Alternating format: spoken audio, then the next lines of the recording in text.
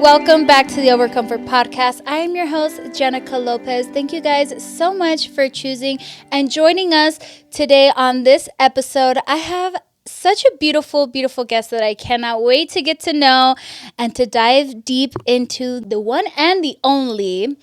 I'm going to call her superhero because she does it all. Miss Kayla Cardona. Hi. Girl, okay. So, of course, I do my little spiel, my snooping. I'm like, what doesn't this girl do? Right. I'm like, it is insane. And I thank you for taking the time because you're coming from Orange County. It was a whole almost 2-hour drive for her. So I appreciate the time and the effort to come on the podcast. Oh, for you. Absolutely. I'm super, super excited. She is a reality TV star, Selling the OC. If you don't know, go check that out. But she's also a mom. What else? We have a mom. We have a podcast host. We have an influencer.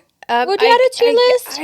I don't really like that word influencer, but I'm a life coach. I'm certified life coach. Ooh. Yeah. I like that one better. Yeah. I love that. So I have my wonderful community of clients and students, and right now I have my group called Breakthrough. Oh. And we meet every 2 weeks, and we do Zoom calls, and we're in a group chat, and we just talk about faith and whatever. It depends. It's different for everybody, but everyone needs help in different areas of their lives, and I just kind of come in and help them become the best version of themselves. And I love that. Yeah, it's such a passion of mine. That's beautiful. Yeah. And you mentioned obviously letting them become the best version of themselves. Mm-hmm. Obviously, it probably took you a lot to become the best version of yourself. Oh, it's still a thing. Okay, let's dive into that because I want to know how you got to this point, your upbringing. Yeah. Obviously, there's a story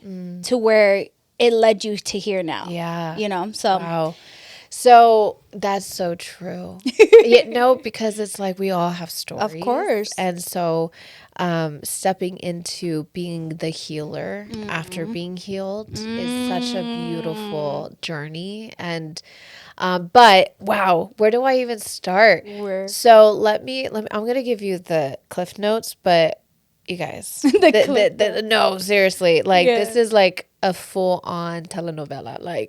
I'm going to get a book, a movie made, all the things. Yeah. So if you know anyone, that's what I'm looking to do next in the next chapters of my life. But I'm going to start with my childhood because that does tie into my faith today. Perfect. So I grew up in 2 different households because my parents divorced when I was 1. So I had my dad's side of the family, which was hypocritical Christians. We went to church every Sunday, and we would go and we would listen to the preacher. And when we got home, nothing aligned with what the preacher was saying. And so I, at a very young age, started questioning God and faith and the church and all of that. And I just didn't really ever believe in it. I agree. And then on the other household was my mom, and she was an atheist, and she looked at life very negatively. Her thought process was, if there's a God, then why does bad things happen to good people? And so she had a lot of problems on her own. I won't even get into that, but she was basically a foster child. So she never was able to heal that unresolved trauma and all the things. Generational trauma. Yeah. So it was me and my sister really that were going back and forth between each household. Long story short, me and my sister split when I was around 10. So she lived with my mom full time, and then I ended up living with my dad. To give people background, my mom is Italian, and then my dad is Mexican. Okay. So I grew up around him and his family in Santa Ana. Okay. And so we split for a bit. And so, things started it was a lot of trauma, a lot of my mom brought a lot of drama into the family, little things I just remember being so young, and my dad came up to me. He was up to me and my sister and was like, I cannot hug and kiss you anymore, because every time I do, your mom calls the cops to try to say that he's sexually harassing us. So at a very young age, it's like I didn't have the affection from my father, even though he was around. But he was also like always gone working. So he was working 2 jobs. So like it was, little things like that was tough, and not having a healthy relationship with my mother, and then just all the drama that came with it. But I won't get into that. And then when things started kind of looking up for me in high school at the age of 17, I ended up getting pregnant. And so that was when everything completely changed for me, because I considered myself as like a daddy's girl. And I felt like, I was finally stepping into my own. And then I got pregnant, and I found out while I was with my mom for a weekend, and my mom was actually living in a car shop. So I was sleeping, no joke. She turned the office from a car shop into like putting a bed, like that's where we slept. And so, when we found out, I had to tell my dad and my stepmom, because I was breathing in all the fumes, and I was so scared, because they didn't even know that I was, I was never allowed to even talk about guys, let alone they knew that I was having sex. God forbid.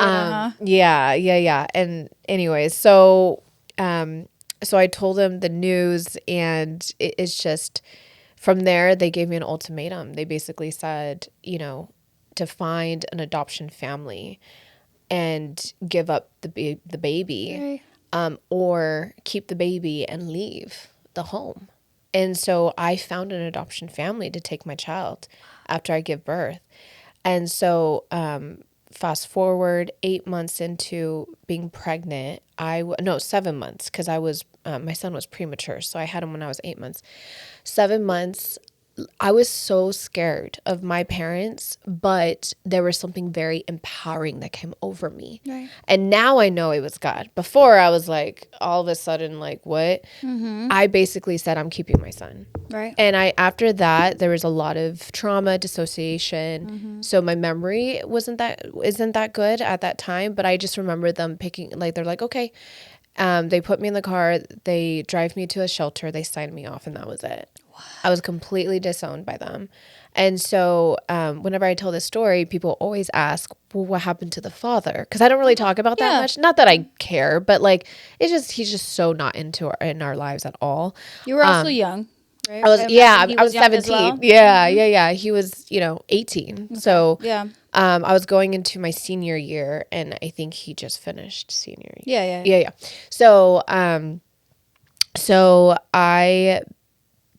So when you, in the state of California, if you are a minor and your parents sign you off at a shelter, they still have legal rights over you until you turn 18. Okay. So I wasn't allowed to communicate with anyone. I didn't have a cell phone, nothing. I'm just in this shelter. And so I was only allowed to talk to my parents or my sister. And so I convinced my sister to come and pick me up, to take me to the father of my son's house and tell him, like, I got kicked out of the house. I'm living in a shelter. I don't have a phone. Like, let's get married. Let's do this family thing. Like, saying all these things, like kind of word vomiting in a way. And so I showed up at his house to tell him everything. Right. And so he opened the door, and he just looked at me like completely shocked. He didn't know that you were pregnant at this time? He knew I was pregnant. He didn't know where I was. Okay. Because I disappeared for a few weeks, actually, because I had no lines of communication. Right. And so he was like looking at me. He's like, where have you been? And I'm like, I'm in a shelter. Like, my parents kicked me out. Like, let's get married. Let's raise this baby. Something. Yeah. And so he straight up looked at me and was like, I got another woman pregnant. Shut up. And we're getting married. Shut. What? Oh, and he named his other son the name you were gonna choose my son's name. So he has 2 sons named Jordan. There's no way. Where? You're lying. I'm telling you, this is a whole movie. Oh my God. Okay. Yeah. So what happened after that? So after that, I completely went blank. I turned like I was just a corpse. I didn't have a soul. Like I lost everything. Everyone that I ever thought actually loved me, abandoned me, didn't love me, disowned me. Like, I mean, the mental issues just really it was bad. And so I went back to the shelter. I turned 18. They transferred me to another shelter, and that shelter in the city of Orange. I was the baby. I was the youngest one because all the women living in there were like in their late 30s, late 40s, and so they kind of took me in as like their little girl, like little sister or daughter. And so there's different levels to that shelter. And so, I started off having my own studio, and then you go to like the next level or whatever. And so after that, shelters, became very prideful. And so I got out of the shelter and I was like, I can't do this anymore. And at the time, I was kind of dating this guy from high school, just not because I was desperate for help. Yeah. And so his family was like, move in with us. We can help you. And so long story short, I mean, it became abusive. I got introduced to drugs and physical abuse, and I was like, I can't do this anymore. Like, I got to make a decision. But I was also desperate for help. Like, I needed help so I could go to work and provide for my son. And so after that, I just started renting rooms after rooms off of Craigslist, was moving every 3 to 6 months. It was easy. I had like a mattress, some clothes, and some toys. And I mean, even before that, so I moved out of the shelter, moved in with the guy, the family, didn't work out, ended up on the streets for 2.5 days, sleeping in my car in the streets of Santa Ana because I had nowhere to go. And I was too prideful to call my parents because the last thing I wanted them to tell me was, I told you so. We didn't want you to have this life. And I'm like, I'm going to figure it out. And so I called my tia and I said, hey, just give me like a couple of days so I could figure this out. And then I moved all my stuff in her house. And she, at the time, lived in Section 8 housing. So it was not, if you got caught, you got in trouble. Yeah. So I had to go in there for just a couple of days, be low key. Long story short, woke up the next morning, went downstairs, all my stuff is gone. Like, I ended up getting robbed by my own friends' my own family's friends. Like, it was just like one thing after another with me. It was like not ending. And so I didn't believe in God. And so it got to a point where it's like, if there is a God, he hates me. Yeah. Because what? So it was just really, I was always in survival mode, just trying to figure it out. Anyway, so I was renting room after room, had 2 or 3 jobs always. Yeah. And then I decided, try to go to college, didn't work out, went to beauty school, did work out, was in beauty school for 10 years. I was in the beauty industry for 10 years, and I did women's hair for a while, realized I'm really bad at women's hair, got into men's hair, realized I'm really good with men's hair, went back to school, got my barber license, and I was a barber for about 5 years. Wow. And I built my business up, and then I was able to get my own salon suite. And I just remember in cutting and one day, just doing my thing, just like, it's the same thing every single day for 8 hours on your feet. And I was doing bottle service and bartending at nightclubs. Wow. So I'm like, this cannot be my life. This cannot be it for me. You're surviving. Yeah. And I'm like, there's so much more that I could be doing. And so, long story short, the seed of getting into real estate was planted by my clientele. Because my clientele was like Newport Beach, like, they all had money and like they all were entrepreneurs, doctors, lawyers, whatever. And so they introduced me to that world. And so I was like, you know what, let me just get my license, see what happens. And so I ended up getting my license and I passed my test on the first try. To me, that's meaningful because I cannot take tests to save my life. Yeah. So I took it as a sign, like I should do something. And I've heard it's not an easy test either. No, I know doctors with MBAs that took the test that couldn't pass it. She's like, I'm smarter than a doctor. I know one specifically that had to take it 4 times. So I was like, she's like, period.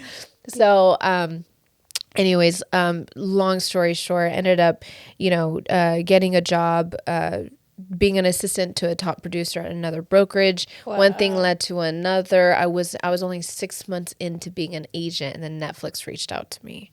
And then from there was like, the rest is history. Ended up on a show and 6 months in. 6 months in. Yeah, that's God, girl. Yeah, it sure is. That is God. Yeah. Wow. So that is no Cliff Notes. I need the whole like. No, I'm just joking. But yeah, dude, wow, Kayla. Yeah. All right, you guys, we're going to go on a quick break and then we will be right back to talk to Kayla about more good things. All right, you guys, welcome back. We're here to talk to Miss Kayla. How old is your son now? He's 17 now. 17. Yeah. Okay, so he's the age that you had him. He just made that joke yesterday. He was like, "Hey, Mom, did you realize that like I'm you now, but like if he's pregnant now, obviously, if he got a girl pregnant, because he was born, it would be this year, December. Wow. So in April of this year, I got pregnant with him. Wow. Yeah. So I was like, okay, shut up. Oh you're that's not gonna happen. Do you have any more kids? No. Do you want to? Or you're kind of like, here's the thing. I was pregnant at 17, had him when I was 18. I've always been a mom. I've always been a survival mom. Yeah. I've always worked. And so it's a bittersweet thing for me. I get that question asked all the time because I'm 35 now. Gorgeous. Thank Absolutely. you. And I feel like I'm still 18, by the way. Oh. But I will say this, like, I'm okay if God lets that happen to have another child, but I'm also okay with not. Okay. And it's because like I don't know anything else other than being a mother. Yeah. So it's like it's bittersweet because I love being a mother, but I also get that from like my students as a life coach because I'm and they're all different ages and I still pour that my love and heart into them. So it's almost like they're my children in a weird way of saying, because my oldest student client is in her 50s. So it's kind of weird to say that, but like that's where I'm finding my fulfillment. Yes. Because it's like, is it me being a mother that's fulfilling for me, or is it me pouring my heart and soul into other people's lives? You know what it is, and I saw, I think it was like a quote or whatever. I might be a little bit wrong, but because I've seen it too, where people are like, you take care of other people because you weren't taken care of as a kid. So that is like your life mission. That's like your reason for everything. I completely agree with you, though. 100%. And also, I realized why I love selling homes so much. Why? Because mine was taken away multiple times. Yeah. So giving that to someone else is so fulfilling for me. That is beautiful. Yeah. That is healing. I'm going to pull back some layers here because Okay. I'm going to go back into the notes. I'm like, because I'm amazed. And you wouldn't know that. You would look at you. Yeah. If I didn't know some part of like a little bit of your story, I wouldn't even think that ever happened to you. Ever. And I always say this, God has a beautiful way of just manifesting or just putting himself into like certain areas or people's lives and it just flourish. Yeah. And you were probably there's a lot of examples, but you are a prime example of like, God gives his greatest battles to his strongest soldiers. I always say it to him, like, who said I wanted to be like the strongest soldier? I know, like, I didn't sign up for this. No, but that and just a testimony of faith and healing and of just God, because God is God at the end of the day, and he does miraculous things that people just, okay. So I want to know, how's your relationship with your parents today? Oh, that's a big one that I get all the time. We are actually the closest we've ever been. Okay. When did the shift change? Oh, I had to make the choice. Okay. So I had to first forgive them. For your own healing. For my own healing. 100% for me. Right. And that took a very long time, Jenicka. That was probably the hardest thing I've ever done was forgiving them, not only forgiving them, but forgiving myself. Yeah. And so that was really tough. And so I had to go through the healing process. And the thing is that like, I feel like all of us can relate to this. Yeah. Our parents can be very stuck in their ways. And so you have to be that one to break the cycle. Yeah. And I knew I was the one to do that. And so I had to not just forgive myself, but I had to make that effort of coming around, making the phone calls, showing up, and showing them that I've forgiven them through grace, through love, through respect, through all of it. And so I think for them to watch my growth and see how I treated them and myself and the way that I've raised my son, like they slowly like start learning from that. And so I do believe that my parents still struggle with forgiving themselves. Yeah. I think it's something that is still kind of eating them. Okay. But here's a beautiful thing. They are so close to my son now. And I will say that he's probably the favorite of the family. Sorry to everyone in the family, but it's true. Like they love him so much. We're so respected in our family now. That's good though. That's good because obviously you weren't for a while. Yeah. How long did it take for you guys to talk again, or that when you went to them? Years. Oh gosh, I think I finally had that talk because there was one lingering question. Even though I've moved on and I've forgiven them, there was one lingering question that I never asked them, and it was like, why? Yeah. Why did you send me away? And this talk, let's say I'm 35. I think I had this talk with them. Oof. Did you have your baby by yourself, or was your mom there? Or my dad was there. Okay. He slept in the hospital, and it was Christmas Eve. Okay. So my son's birthday is like 2 hours before Christmas Day, like 10:51 p.m. What a gift! December 24th, 2006. Like it's so specific because obviously it was. Yeah, you remember that. Yeah, it's like life changing. Yeah. You know. So it's funny because his birthday is December 24th and then mine is December 20th.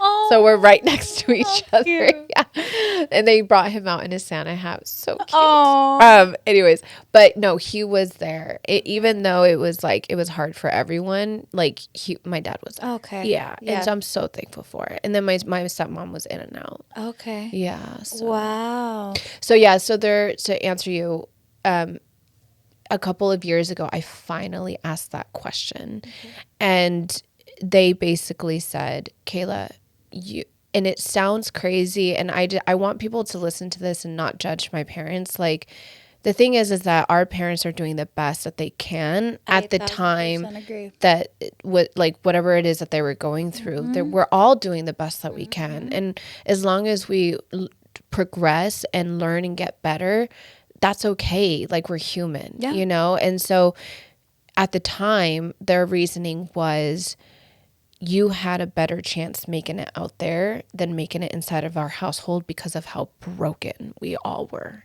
And I believe that because it was really dark and it would have been good for me. But even though as a mother, if that happened to my son, I would have never done that. Yeah. I can't give up on my kids. Nothing against my parents, but like, I broke the statistics and I made it happen, but they didn't know that was going to happen. Yeah. Anything could have happened. Neither did you though. Neither did me. And there were so many moments, Jenicka, where there was a few times I should have been dead. No. I should have overdosed on drugs. I mean, before I had a car, I had to take the city bus. So imagine this tiny little Latina walking the streets of Santa Ana. She's really tiny, by the way. I'm a whole 5'2". Tiny but mighty. And I was tinier. Yeah. I was much tinier and maybe 100 pounds. And so I imagine like walking the streets with a baby on one hip, a diaper bag and school backpack in the other, trying to take the streets, walking the streets, taking the bus stop. Yeah. I was catcalled everywhere. Like, there were so many times where guys could have taken advantage of me. Yeah. They could have taken my son. Like, it's a bad, like, you know, like, there were so many times, like, you know, I mean, I fell asleep at the car behind the wheel once because I was coming home from working in downtown LA because I'm trying to provide for my son. Course. So I was working night shifts and doing bottle service and getting off at 5 a.m. and driving home back to Orange County. And I fell asleep at the wheel one time, and I walked away without a scratch, and my car was completely totaled. Like, there were so many moments where I just realized that God had his hand on me and my son. He was protecting us. And I'm just like this naive little girl that's trying to survive in this crazy world that I had no experience in, you know? And so there was just so many moments where I could think of where I shouldn't be here. Yeah, I agree. When did God come into play? Not even a year ago. I just became a believer. Shut up. Swear. So this whole time. I was an atheist, or I was angry. And then I did find something to believe in. I was into New Age. Okay. So I did find that spiritual side. With manifesting and like, because when you're in New Age, you think you're the creator of your reality. Yes. And so long story short, how that kind of, I stepped out of that. I've always been in survival mode my whole life. Yeah. I've had to protect my sister. I had to, like, we could be here all day. Mm-hmm. And so, and then of course, being a single mom, I became more into survival mode, more in my masculine energy. And everything was on me. And so when you're in New Age, you believe that you're the creator of your reality, right? So everything was on me. So when everything good happened, it was great. But everything that did not go the way that I wanted, wasn't on you? It was all on me. And you know how much pressure that is? Yeah. It's so much pressure. Like, I was tired. I got tired. You know why? Because you're fighting with your mind since you were a kid as well. Yeah. Mm-hmm. Like, you were like, and correct me if I'm wrong, but your parents threw you out, right? Mm-hmm. It's probably my fault that they threw me out. What did I do wrong? 100%. So you're in this mentality of fighting with yourself. Yeah. Constantly. Not being good enough, not being worthy, not being deserving. Mm-hmm. I used to punish myself for little things. Like you don't deserve to buy this for you because you didn't do this. You're speaking to me right now. Oh my gosh. Like, I just remember that right now. But it's like, it was so ridiculous. Like, I've done so much work. Okay, so if you obviously just started to walk with God, which again, I applaud you, and I'm so happy God connected us, and that I know you, because I really feel like somehow, some way, you're going to speak to me and you're going to heal a part of me. And I don't know how, but I feel it. Anyways, and you remind me a lot of my mom and a lot of myself, being a single mother and always being hard on yourself and being in survival mode. Yeah. But anyway, so I applaud you. And I'm really grateful for this conversation. I want to know what brought you to God just this year. Yeah. So I had a God encounter. Okay. I was literally in my bed. I didn't know it was God, though. I was I was so stubborn forever. And so I had an encounter. He basically like showed me my future, my husband, like all the things. And it kind of hit me like a ton of bricks, because I'm like, what was that? It's like, again, I thought it was me creating that somehow, some way. I tapped into like this realm or whatever, right? So this is actually quite interesting. Because I was in New Age, everything was doing really well for me. Right. Financially, physically, I would say spiritually, emotionally, I was at the top of my game. Right. Okay, so this was last summer. Right. I was at the top of my game. But I still felt like something was missing, and my soul was screaming for something. And so I was looking into doing ayahuasca. So you know what that is? Yep. Okay. So I thought, okay, I could go do ayahuasca. I could go to like a different country, like Peru or something. Yes. Like, have this like encounter and like find out who I am and all the things, right? Long story short, I think that's when God really came into my life and was like, nope, because he started introducing me to other Christians. Okay. And so I thought that was very interesting. Then I started getting prayed over and just a bunch of Christians started coming into my life. I'm like, this is random, but okay. And so long story short, I met this very very successful Christian couple that told me about being delivered. Okay. You know about that? Okay. I'm finding that a lot of Christians don't know what deliverance is. Yeah. So I had two options now. Either I go to like Peru and do ayahuasca, or I can go down to San Clemente and do a quick deliverance. Like, so Which one's gonna be better option? it was closer and cheaper. Yeah, exactly. So I was like, okay, let me just do this deliverance thing and see what happens. So I do end up going through a deliverance, and then that's when I became a believer. All right, you guys, we're going to go on a quick break and then we will be right back to talk to Kayla about more good things. All right, you guys, welcome back. And everything was there were so many demons that were pulled out of me. The biggest one was the spirit of rejection, which totally makes sense because of all the times I've been abandoned, and that it was like so much weight was lifted off my shoulders. After the deliverance, I was sitting in my car for hours, and everything just hit me. It was like everything that has happened was because of this. He got me ready for this next chapter of my life. I wouldn't have been ready to get into the real estate world if I didn't already. Every single thing that happened to me, I was like, no, and I was just bawling. It was like a movie. It was like one thing after another. And I was like, oh my God, everything had meaning. Isn't it crazy? Can you say that you're grateful for your tragedy though? Everything, every single part of it. There is not one thing that I wish didn't happen to me or regret. Not one. And I say it all the time as well because people are like, I'm a huge believer as well. But I always say, I'm like, if my mom wouldn't have passed away, if my dad wouldn't have passed away, and it sounds horrible. Yeah. It sounds really bad to say. Yeah. But I wouldn't be where I'm at here or in my heart either. Or in this position physically. Ultimately, I'm blessed with the tragedy that has been given to me, and that's why, I asked you, it's just like, and I love God. I love because it's again, he has a very beautiful and very funny way of just proving and showing you everything in your face at the perfect time and at the moment. Yep. Oh my gosh. So beautiful. And the thing is that it's even written in the Bible. Yes. He never promises an easy life. No. Never and it's does. probably going to get harder. It is. When you become definitely more closer to him, absolutely. I'm like, in my head, I'm like, what's going to get harder? Yeah, what part? Are we really going to do this again? Are you sure?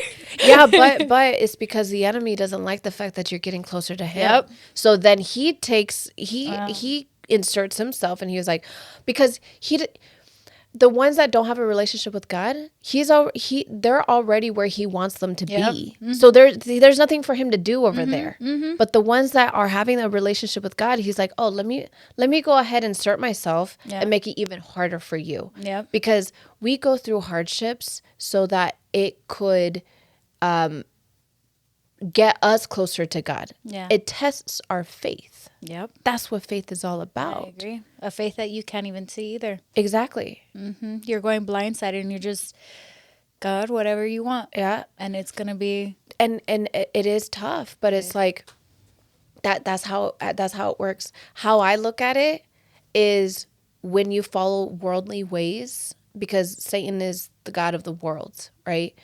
When you follow the worldly ways, to me, that is actually cowardly. Ooh, he's holding me back. He's holding me back. It's cowardly. Yeah. That's what it's the easy way. When you take the easy route. Which a lot of people are comfortable with. Very comfortable. Super comfortable. And it goes back, obviously, to emotions as well, which I also want to ask you. So for me, my journey of my emotional healing and more like my generational trauma, all that, therapy-wise, I started after. I've been a follower for a long, long time already. My therapy started after. Did yours start before you followed Jesus? No. Wow. Okay. No. So I've done inner work for myself before God. After God, it was like he just started opening all these sorts of doors. So the coaching and all of that happened after I found God. Okay. Because I didn't have enough courage on my own to do it on my own until he said, all right, let's roll. Yeah. Like, how was it during the process before, like discovering yourself, like your your inner work? Was it like, oh my gosh, obviously, it's, I would like to say it's beautiful, more beautiful now because you obviously have Jesus and God guiding you or whatever. But it's also beautiful to understand more about yourself and to know who you are. Even at when did you start like discovering you're working on yourself? Yeah. So that was like, oh my gosh, around the time that you guys came into my life. So about 10 years. It's been about 10 years. Oh, wow. 10 years. Okay. But it was very up and down. It's like when you think you're like really doing the work, and then something else happens, and then I found myself in like a weird depression, and then I felt like, okay, I'm back on it, and then I went back into depression. 2020 hit, and it was like I was like everybody else. I went in this depression that it actually took me years to get out of. Isn't that weird though? Crazy. And like I stopped reading the books, I stopped listening to the podcast, I stopped doing the personal development, I stopped investing into myself. And it was just like, it was so hard for me to get out of that. Getting into the reality TV world pulled me even farther away from God, because the amount of people in that new age world and or dealing with like witchcraft stuff, I started kind of going that route. I started going that route. And I caught myself doing and saying things that was dark. And so I also feel like, because I'm so stubborn, I was very stubborn, I legit feel like God basically said, you know what? I'm going to throw you on a TV screen and you're going to see it for yourself, because there is something, I can't explain it, but it's like putting yourself on a TV and seeing the way that I spoke, seeing the way I was behaving. And half of the scenes in the show, I don't even remember because I was so blacked out. Do you watch drunk. them? No. I don't watch. Absolutely not. I don't watch, because we used to have a reality show. I do not ever put it around me. Yeah, I only watch it because they give it to us to watch it before press day so that we can answer questions. That's it. I never go and look again after that. Yeah. Like, I just can't. But like I said, half of the time I was just blacked out. You just weren't yourself. I wasn't myself. Like, not that it was like horrible what I did, because I'm also like, I've always been like a good person. Like, I'm not a terrible person, but I was so, it just made me realize, like, what am I doing? Like, I don't remember saying that. I don't remember doing that because I was so just blacked out drunk. Yeah. That's not me. And so obviously that changed over season 2 and 3. But even season 2 and 3, that was before Christ. Wow. So I didn't find him until after we wrapped up. So I don't know if we're going to get like picked up yet, but it will be interesting to see the growth. But I'm really thankful for all of it, because the world is seeing the evolution. Yeah. The world is seeing the growth. Exactly. And it's like, I am getting better. Yeah. So it's like, but it gives everyone else permission to be like, you know what, like, it's okay, because people are so lost and caught up in trying to look and be perfect all the time. Right. And I think especially in the line of work that you're in as well. Yeah. So I don't regret any of it. I cringe for sure. Of like course. When people bring it up, I'm like, let's not talk about it. But it is what it is. And it's my story. It's my journey. And I just know that everyone's watching, and I want people to look at me and just know that it's okay. Yeah. It's okay. We're all flawed. We're born sinners. We're gonna die sinners. Yeah. As long as, here's the thing, God, it doesn't look for perfection. He looks for progression. Yeah. That's it. As long as you're moving forward every single day. It's the basis of a relationship. Yeah. If you step back a few times, that's okay. Get your ass back up. Yeah, do it again. That's what grace is so beautiful. So beautiful. Grace is one thing that I'm just like, wow, God, it's undeserving. Genuinely, I deserve it. I deserve it. But it feels so like there's at times where I'm just like, wow, God, like we're really doing this. Yeah. This is where you had me plan. Yeah. I do not feel like I deserve it, but you're telling me I do. So let's just run with it.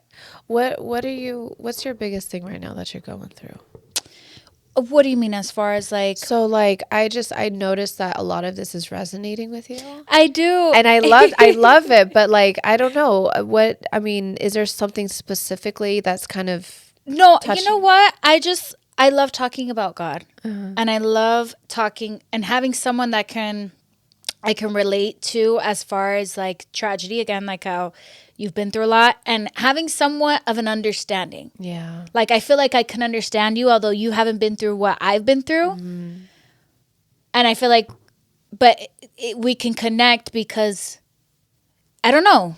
I just feel like there's very few people like you. And there's I take it to heart and I get emotional about it because I've always struggled with people understanding me. Understanding what I've been through. That's why it's so important for people to share your story. Of course, I agree. But then you know what happens is that they pull it apart and turn it to something that it's not. Really? Yeah, at least for me. And I just feel like there's so much light and some like in regards to my family. And again, like we had the reality show, and I feel like when I did the reality show, I don't want to say it was like the worst time in my life, but a lot of my insecurities were built out of that. Like I wasn't confident in myself because of the show, and starting to build something for myself attached from the reality show and attached from my family's name is something that I've really like strived for. And so it goes to being misunderstood. Nobody really understanding me. They only see me what they see on the reality show, you know? Yeah. So now that I'm connecting with someone that's done it all, like it feels good. It feels like oh, like you get it. And I'm pretty sure, and I say it all the time, there's thousands and countless of people that probably have been through worse or that are going through it or that have been through it. And you know, there's a reason. There's a why for everything, and I thank God. And I'll be honest with you. I'll be super honest with you. My friend had told me since like last season to get you on the podcast. She's like, please. She's like, please do it. Like, I'm like, okay. Like, I'm about to wrap up. Like, you know, whatever. And I'm like, you know what? And I texted her the other day. I'm like, who was the girl that you told me? Like, who was it? Not the other day, but you know, like a couple months ago. And I'm like, she's like, let me find her. So I went back in the message. She was taking so long to reply to me. I'm like, I'm gonna find her. And I remembered because I had seen you pop up on my reels and stuff and Instagram. And then it went away, whatever. So, and I went back in her messages. I'm like, her name was Omi. I'm like, Omi, what is her name? It's gonna drive me insane. Like I had seen her page. She's just like, oh, Kayla, whatever. And I know that God has a reason for the perfect timing and all that. So I know I just went on a limb on your question, but it's okay. But I do like, I appreciate every moment because it's not, you know, I feel like people really don't understand the struggle. Like you can say it, like you have, you know, the podcast, you have your life groups, your life coaching, you do all these amazing things. But then at least, I mean, maybe it's just for me, but there's parts that people won't ever understand. Yeah. And that's totally fine. You know, and that's where I rely on Jesus. And I'm thankful because he knows my before, he knows my during, and he already knows my after. Yeah. You know, and I don't have to be perfect or I know that I'm not going to be misunderstood to him. So, you know, I think it's an identity crisis. Yeah. That's really what it is. With how you felt and what you went through with your reality show and you know, same with me. It's like that's what society is struggling with is finding their identity and finding that, knowing how loved and perfect you are in God's eyes, in Jesus's eyes. Like, well, I just want that for everybody. Yeah, I agree. I just can't believe I went on for 34 years without knowing that. And when you feel like you're in this cycle, this, especially when you go through trauma, here's the thing. I feel like everyone has gone through some sort of trauma. Of course. Like it, and I know people like to kind of compare, like, oh, I've been through worse, or this person's been through worse, or this person, you know, I have people coming up to me all the time comparing their stories to me, saying, I haven't gone through what you've gone through, but no. That doesn't matter. Right. We're all different. You handle things differently than I do, and vice versa. We can't compare stories on who's worse. And I'm not saying that's what you were doing, but course. We can't compare our stories to other people. But you find your message in your mess. It's your testimony. The more you share it, it is so healing for yourself, but also for others around you. Because when you go through those hardships, you feel like you're the only one going through it. No, there's no one around you that understands you. But no, if you really think about it, if you really go to the root of it all, we're all struggling with the same shit. So when you share your story, you're giving other people permission to do so too. And you're telling them you're not alone. Yeah. We're all in this together at the end of the day. People are so stuck on the identity, the titles, the what do you do, how much money you make, transactions. Yeah. And it's like we're all just trying to figure it out. And as long as we share our stories, we're helping each other, because when we leave this earth, guess what? We're not taken, right? Yeah. So it's like, I don't know where I was going with that. No, and I agree. We're going to go on a quick break, and then we will be right back. All right, you guys, welcome back. I feel like you can agree as well with the podcast. I feel like I started the podcast with that reason. My first ever episode was explaining my whole biological dad situation, because that was for me, you know, and I wanted to get out of my comfort zone and learn how to speak to people. Yeah. I had a lot of social anxiety. So I'm like, you know what? I'm going to push myself. I'm going to start a podcast. That's what the fuck am I doing? Yeah. I don't know. And you know what? My first episode is going to be me just talking and venting about this certain time in my life. Yeah. You know? Yeah. And I appreciate that podcasts have become, I guess, a thing, you know? It's also sad because it's just another thing for people to just enjoy, but I'm grateful. I love it, and I want to use it for good. And I'm assuming, obviously, paid to power, you do the same. Like, and I love the way you speak, and I love what you're doing, and I could care less. Honestly, I don't even care about the reality show. Yeah, I love, you know, you're successful, you do your thing, and it's a blessing. You know, and obviously there's drama, there's stuff, and you know, but these are the things that matter to me. 100%. Like when it comes to, because it's at the end of the day, it's just life. This is what I'm going to connect with you on. I don't want to connect with you about the drama and selling the OC or whatever. It's like, no, because that doesn't matter. Like, and that's what I would love for audience and for everybody listening as well. Like, that you can understand, like, this is way more than just what's on the surface. It's like you got to open the book and really deep dive into it. Yeah. When is this book coming out? Because I'm stressing about finishing and like knowing more, because I know there's some other shit that probably have happened. Gosh, yeah. So I'm in the process right now of looking for a team, because getting a book together is a process. So I'm gonna just put it out there. I'm looking for a team. So hit me up, because I want to make this happen. Same thing with a movie, like kind of like The Pursuit of Happiness style, like that kind of movie. I want to help direct it. I want to help cast the people. Beautiful. Because I know I remember sitting in that stall just trying to take a nap in the stall in between my jobs, because I was so tired.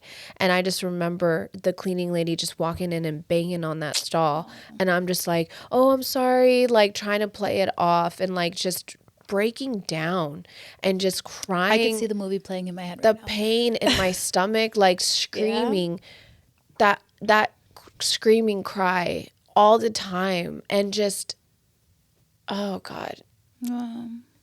It's just that pain in my, you know, it was hard. Why am I crying? I've told this story so many times, but I want people to not feel that, but like in that movie, like I know I could change so many lives with that story because I know I'm not the only one that has gone through that. Yeah. You know? And to come out on the other side is so beautiful. Of course. But you have to just keep pushing, and it needs to be like a obviously inspirational, motivational like thing. Of course. And I just know how many souls I could touch with that. And so, anyways, hit me up. And I'm gonna be the first one at the movie theater. I'm gonna be like knocking on the door at 5 a.m. Let's talk about the podcast at least. For a little bit. When did you start it? Yeah. What was all that moment for you? What? I want to know about that. So I created the podcast back in 2019. Okay. And so it was just an audio experience, and it was just literally a microphone, not even like this, like the standalone, like in my room, like that's how I started it. And again, when 2020 hit, I fell into that depression. And so I completely stopped that. I stopped everything. I stopped the personal development, all of the things. And so I decided to bring it back kind of the end of last year, just because everyone was telling me you need to bring it back. And I just was struggling with self-esteem, like all the things, like if I can even do it. Like I was making excuses as to why I shouldn't bring it back. And so, but God has his ways. And so when I came to him, it was almost like I just went full throttle. Like I brought back the podcast. I started my coaching program. I started speaking on way more stages.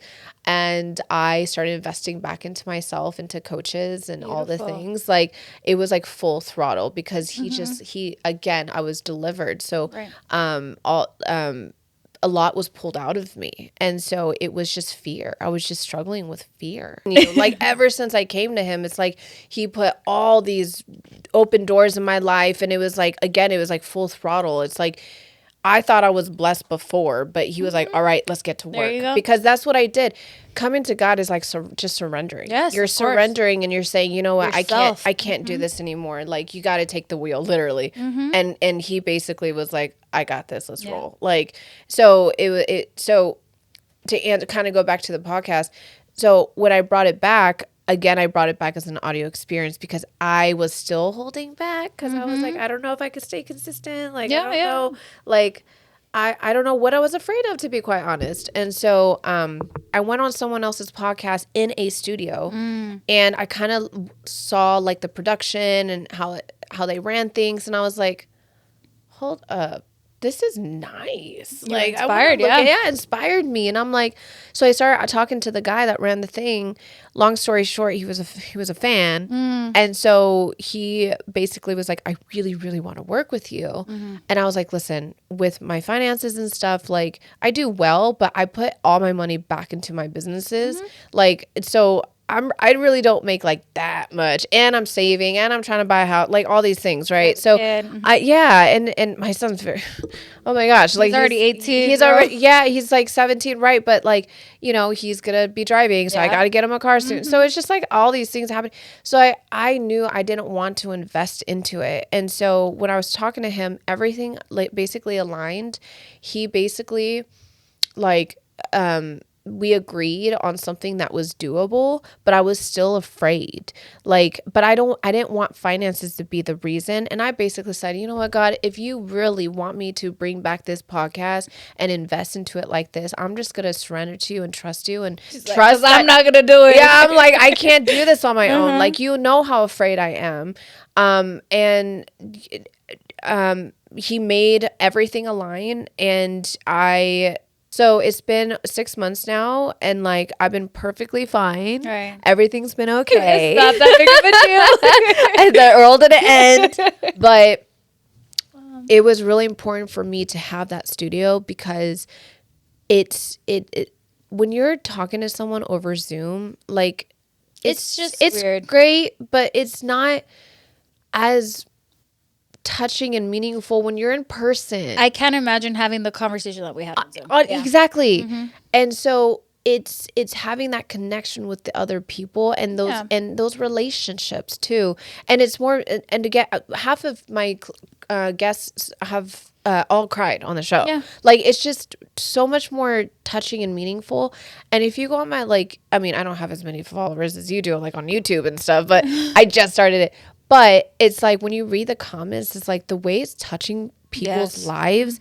I get messages every day, Jenicka, about people saying, because of you, I finally opened my Bible for the first time in years. Beautiful. Like, it's just it's touching more lives. It's bringing more people to God. And I think that's why he wants me to continue with my podcast, Pain to Power. And I'm just getting better. You know, like, I think it's also the fear of like not being a good host or asking the right questions. But it's like, you're just having conversation. Of course. And you're just having that genuine connection. So, I'm so happy. It's been the best journey, really, bringing this back, and it's been helping so many people. And that's the point. Yeah. That's the point of my show. It has nothing to do with me. Yeah, no. So it's like, God's been making it work. I love that. Yeah. And I generally, I cannot wait. Yeah, I can't wait. She invited me before, and I'm like, I'm really excited to go now and, share my story. And then you get to ask the questions, and, the roles reversed. Yeah. But I'm so grateful, Kayla. I'm really, really grateful. You have a heart. You have a beautiful, beautiful heart. And I'm so grateful to God that he has you now.